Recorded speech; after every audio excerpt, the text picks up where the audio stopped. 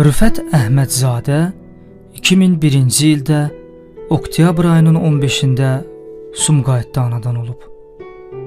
O, orta təhsilini 31 nömrəli məktəbdə alıb. 2019-cu ilin oktyabr ayında hərbi xidmətə başlayıb. 44 günlük vətən müharibəsində Tərtər və Suqovuşan istiqamətlərində döyüşüb. Sentyabr ayının 29-da Tərtər Ağdərə istiqamətlərində gedən döyüşlərdə artilleriya mərmisinin partlaması nəticəsində yaralanaraq şəhid olub və Sumqayıt Şəhidlər Xiyabanında dəfn edilib. Rüfət Əhmədzadə ölümündən sonra vətən uğrunda, igidliyə görə və Suqovuşanın azad olunmasına görə medalları ilə təltif olunub.